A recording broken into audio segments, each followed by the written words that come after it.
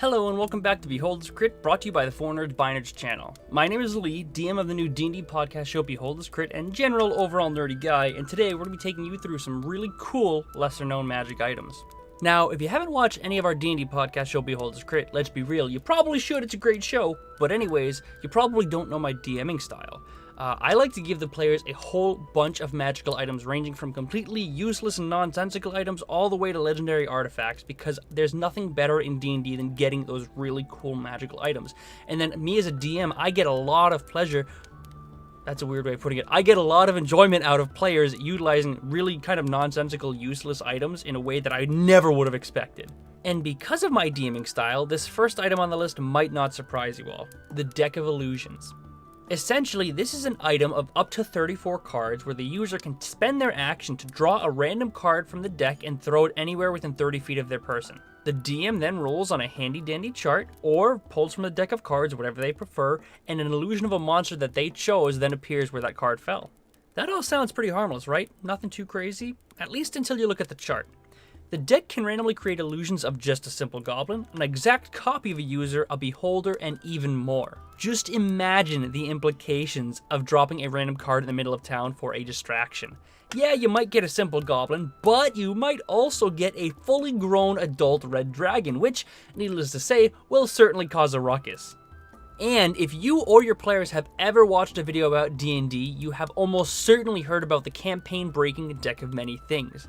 So the Deck of Illusions is twofold and has the added bonus of not only creating random illusions in your campaign to create kind of chaos, but it allows you to spook your players, at least for a session or two, until they're able to identify it. So be sure to keep an eye out for this item in your travels. It's definitely going to spook your players, but once they figure out what it is, it's probably going to create a lot of really cool scenarios in your campaign. Sticking with the theme of trickery, we have the next item on our list, which is going to be the Gloves of Thievery. These gloves become invisible when worn and give a +5 bonus to dex checks and sleight of hand checks when picking a lock. Now, I know some DMs out there might be thinking that this is a crazy item to give a party of murder hobos, and that is because it kinda is. Making it easier for your flock of murder hobos to break in and cause havoc is not recommended. However, given to a good party, these can be super good at creating new narrative plots for the players if they tend to be the sneaky type.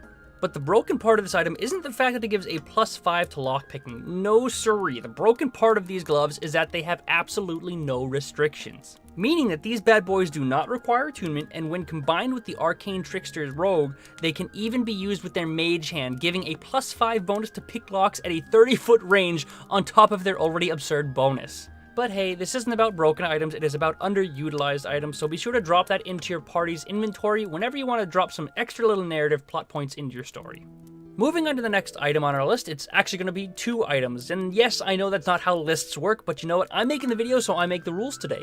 But they're going to be the Rope of Climbing and the Rope of Entanglement. The Rope of Climbing is a 60-foot length of rope that you can animate utilizing a command word, and it will automatically move towards your destination of your choosing.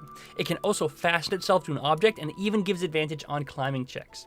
Now, this might not seem like much, but when you start to see that the rope can hold 3,000 pounds, you start to understand why this might be pretty cool. Technically, it can only move up to 60 feet, but theoretically, you could tie yourself and your party to the end of the rope, tell it to move or Mary Poppins up the cliff, and then tie to a rock at the top of it, making it super easy to climb. Obviously, this item is very situational, but I think it would be hysterical to just Mary Poppins you and your group out of there using a rope. And you've probably already guessed what the Rope of Entanglement does, but in case you lack imagination like I do, let me tell you. It entangles things. Ba-ba! Pretty much speak a command word and the target must succeed on a DC 15 dex check or be restrained. By now you probably already guessed why I grouped these two together. They're both ropes, they both do similar things, really self-explanatory. But if you have a little bit of imagination, they can do some really cool things. I would have killed for one of these in my Out of the Abyss campaign. But if you haven't found them yet, be sure to be on the lookout in your campaign. Moving on to number 4.5. This is going to be the Cloak of the Bat. Now, completely ignoring and breezing over all of the Batman jokes and references, you're probably thinking, I'm just going to get right into what the item does. This item, when in dim light or darkness, gives the wearer advantage on all stealth checks and the ability to fly. Not to mention, it also gives a once per day ability to cast polymorph on yourself to turn into a bat.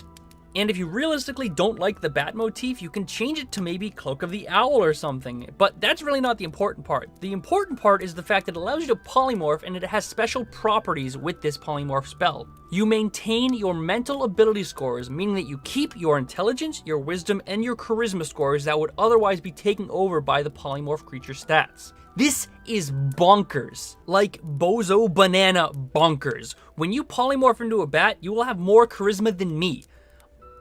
On second thought, that might not be that hard.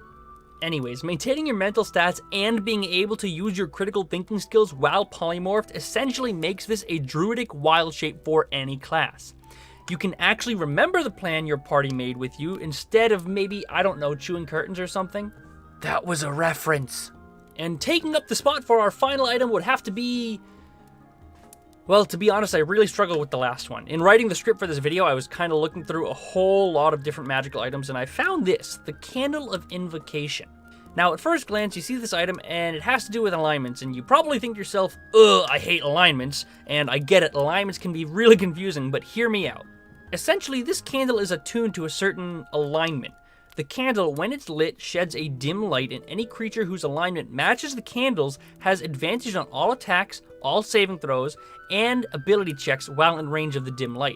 On top of that, any druid or cleric with the same alignment can cast first level spells they have prepared without expending a spell slot. Anytime you can save spell slots is going to be a good time for your players, not to mention the plethora of advantages you get while using this item. Oh yeah, and let's not forget that if this candle has never been used, then you can immediately cast Gate. That's right, the 9th level spell Gate. The candle literally connects you to a different plane of existence. That's a pretty cool candle. Now, I will say that this Bad Larry is kind of a unique case, and in order to get any sort of really practical use out of it, you have to stay within its 30-foot radius, but it does give me a whole lot of ideas for other kind of items. Like, what if you made a Candle of Eldritch Whispers that had the same effect for Warlock spells, and maybe instead of giving advantage, forces anyone walking within range to make a Wisdom saving throw or be frightened and unable to move into the dim light of the candle? That sounds pretty damn cool if you ask me. Obviously, the candle does require a little bit of a setup, but trust me, if you give it to your players, they will figure out how to use it. They always do. Anyways, that is 5 lesser-known magic items that I would love to get in any of my D&D campaigns. If you enjoyed this video, please go ahead and subscribe so you can follow all of our future content. We post weekly DM tips, weekly discussions, and more here every week. And if you want to, I don't know, maybe see some of these really cool items used in a campaign, you can check us out live in the world of Asura, live every Friday, 7 p.m. EST, over at twitch.tv/4nerdsbynerds. Thank you all very much for watching, and I'll see you all on Friday.